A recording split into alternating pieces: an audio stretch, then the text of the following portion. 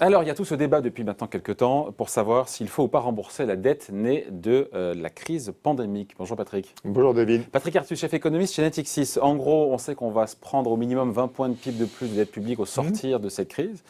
500 milliards. Et donc, le gouvernement nous répète régulièrement qu'il faudra bien un jour rembourser cette dette Covid. Et vous arrivez et vous nous dites, bon, il n'y a pas de dette Covid. Qu'est-ce qui vous a pris là ? Il m'a pris qu'il n'y en a pas. Si, 500 milliards. Oui. Alors, c'est un mécanisme qui est, je l'accepte, compliqué. Et qu'il faut, avant de... Il y a bien 500 milliards de dettes en plus. Oui, mais avant de prendre des positions... On a lu dans les journaux tous les jours des gens qui disent qu'il faut annuler cette dette, qu'il faut la transformer en une dette perpétuelle, qu'il faut je ne sais quoi. Avant de prendre des positions, il faut comprendre d'abord objectivement ce qui se passe. Donc cette dette émise par l'État, et ça ne s'arrête pas en 2020, ça continue en 2021, puisqu'on sait qu'on sera sans doute, dans la mesure officielle de la dette, un peu au-dessus de 122% du PIB en France à la fin de 2021, et sans doute en 2022, ça va continuer plus longtemps que ça. Cette dette, elle est presque, en cette année et totalement l'année prochaine, achetée par la Banque centrale. Oui. La BCE. Donc, par la BCE. Et pour nous, c'est la Banque de France, qui a d'ailleurs une importance. Et ça change tout. Ça change tout. Alors, il faut donc se poser la question de quel est le statut d'une dette publique détenue par une banque centrale. Il faut rappeler que la Banque centrale, c'est l'État. Elle appartient à l'État. Alors, il y a une ou deux exceptions. Donc, ce que je dis ne vaut pas pour un tout petit nombre de pays où la Banque centrale est privée, et même dans certains pays cotée en bourse. Mais dans la quasi-totalité des pays, dont la France, la Banque centrale, c'est l'État et elle rend ses profits à l'État. Donc, c'est un morceau de l'État. C'est une filiale à 100% de l'État, on pourrait dire. Et donc, la dette de l'État détenue par la Banque de France, c'est l'État qui a une créance sur lui-même. Cette dette, c'est une dette de l'État vis-à-vis de lui-même. Et donc, elle n'existe pas. Alors, dit autrement, de deux autres manières, la Banque de France rend à l'État ses profits. Donc, quand l'État paye des intérêts sur la dette à la Banque de France, il n'y en a pas. Mais même si les taux d'intérêt étaient de 25%, ça serait pareil. L'État les rendrait, la Banque de France les rendrait à l'État. Donc, cette dette, elle est gratuite. Et ensuite... Très probablement, et Christine Lagarde nous a dit que c'était au moins jusqu'à la fin de 2023, mais ça sera plus longtemps que ça, cette dette ne sera jamais remise sur le marché. Elle restera dans le bilan de la Banque de France. Donc, arrive à maturité, la BCE continuera la BCE va la renouveler, va la rouler, parce que l'expérience de la Réserve fédérale, où ils ont pendant 6 mois essayé de revendre un peu de la dette qu'ils avaient, ça s'est très très mal passé, les taux d'intérêt ont monté, il y a une crise de liquidité sur le dollar. Donc le plus probable, c'est que les banques centrales les garderont. Donc une dette qui est définitivement dans le bilan de la Banque centrale... c'est le définitivement qui me pose problème. Oui, mais on peut pas dire définitivement, on sait ce pas. n'est pas écrit. Alors, pour des raisons juridiques, ça ne peut pas être écrit. C'est-à-dire que la BCE n'a pas juridiquement le droit de dire qu'elle ne la remettra jamais sur le marché. Et qu'elle la conservera à son bilan. Puisque les règles européennes qui ont été confirmées par la Cour européenne de justice, c'est que la BCE doit annoncer ses programmes pour une durée limitée de temps et pour un montant limité. Donc elle ne peut pas dire jusqu'à la fin des temps je ferai ça. Elle peut dire je le ferai jusqu'à fin 2023. Mais honnêtement, qui prend le risque de refaire une crise de l'Italie Qui prend ce risque-là? Personne ne prendra jamais ce risque-là. Donc cette dette, elle est en tout cas pour de nombreuses années aujourd'hui gratuite et non remboursable. C'est-à-dire ça s'appelle une perpétuité zéro coupon. Donc ça n'existe pas. Pourquoi est-ce que tous les ministres et les gouvernements nous disent, notamment le ministre de l'économie, Bruno Le Maire, qu'il faudra la rembourser? Parce qu'il y a deux vrais sujets. Alors, à nouveau, dans le très long terme, si jamais l'économie européenne va très très bien, peut-être que la BCE décidera de réduire ça n'aura plus aucune importance, parce qu'il faut raisonner à l'envers. Elle ne va pas déclencher une crise en revendant des dettes. Elle revendra des dettes si elle est convaincue que ça ne peut en aucune manière déclencher une crise. Donc si en 2035, l'Europe était flamboyante dans son économie, peut-être que la BCE remettra sur le marché une partie des dettes.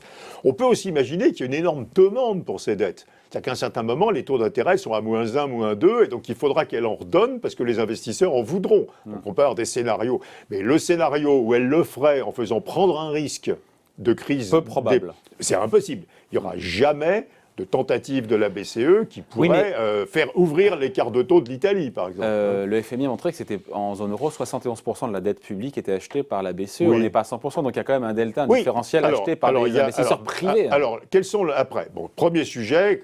Si un jour elle réduit la taille de son bilan, c'est que ça sera totalement sans risque. Donc il ne faut pas s'en inquiéter. Deux autres sujets. Il y a les dettes d'avant. Les dettes d'avant pour la France, c'est 89% du PIB. Et cette dette d'avant, il va falloir la renouveler et peut-être à des taux d'intérêt plus élevés. Donc effectivement, il faut raisonner pas sur 122% du PIB, mais sur 89. Quoi. Et c'est vrai que 89, on peut dire que c'est beaucoup. Donc ça, c'est vrai, objectivement. Donc c'est pas la dette Covid, c'est la dette pré-Covid. Et puis il y a la dette post-Covid. Parce que si la BCE ne revend jamais les obligations qu'elle détient, à un certain moment, elle va en acheter moins, ou peut-être même pas du tout, ou en tout cas moins. Et donc à partir de 2023, de fin 2022, etc., les nouvelles dettes devront au moins en partie être vendues à de vrais investisseurs sur les marchés financiers. Donc le truc très bizarre dans le débat public, c'est vous voyez qu'on a peut-être deux problèmes. Il y a la dette pré-Covid, et il y a la dette post-Covid. Mais la dette Covid, la seule qui pose aucun problème, c'est la dette Covid. Et alors, ce qui est très bizarre, c'est que dans le débat public, on parle que de la dette Covid qui n'existe pas, et on ne parle jamais de la dette qui existe, mais qui n'est pas un problème. Mais qui est de la monnaie. Et donc, la dette Covid, c'est de la monnaie. Parce que, à nouveau, je reprends ma troisième version de la même explication. Comme la Banque de France est une filiale à 100% de l'État français, le seul bilan qui est intéressant, c'est le bilan consolidé de la Banque de France et de l'État. Dans le bilan consolidé de la Banque de France et de l'État, au passif, il y a de la dette publique, la partie de la dette publique qui n'est pas détenue par la Banque de France, et il y a de la monnaie. La monnaie, techniquement, c'est des réserves des banques. Et depuis 10 ans, ce qui monte, ce n'est pas du tout le financement obligataire de l'État français, c'est le financement monétaire de l'État français. Donc en réalité, donc il y a de la dette pré-Covid, de la monnaie Covid et probablement de la dette post-Covid. Voilà la bonne façon de réfléchir. Mais sur cette dette Covid qui est donc de la monnaie Covid, c'est parce qu'on n'aura jamais à la rembourser, parce que ça restera toujours au bilan de la BCE. Parce que si on la rembourse, c'est que ça ne fera courir aucun risque à la zone euro. Elle ne sera remboursée partiellement, probablement, et dans très longtemps, que si l'économie de la zone euro, et en particulier l'Italie, je répète, aujourd'hui l'Italie se finance à des taux d'intérêt très inférieurs à 1%, le Portugal et l'Espagne se financent à 0%. Évidemment, personne n'a envie de remettre ça en cause. Et donc, Mais le gouvernement, il a compris tout ça. Pourquoi est-ce que tout le monde nous bassine en nous disant il faudra rembourser cette dette Covid ? Bon, alors d'abord, il y a ceux qui n'ont pas compris, ils sont quand même très nombreux. Ils écrivent beaucoup dans les journaux, d'ailleurs. Ceux qui disent qu'il faut l'annuler, etc. Et non, mais ceux qui disent qu'il faudra la rembourser, notamment le gouvernement. Oui, alors là, on est plutôt dans la pédagogie. Mais je trouve que c'est une pédagogie dangereuse. On ferait mieux de faire de la pédagogie en disant ce que j'ai dit, en disant on a une dette pré-Covid, et celle-là, il va falloir la renouveler à un certain moment. Et puis, on va avoir de la dette post-Covid. Donc, le vrai sujet, par exemple, pour cette commission qui vient d'être créée, c'est en 2022, en 2023, en 2024, est-ce que nous aurons encore un déficit public important ? Il y a plein de choses qu'on veut faire, la transition énergétique, les industries nouvelles, la lutte contre la pauvreté, etc.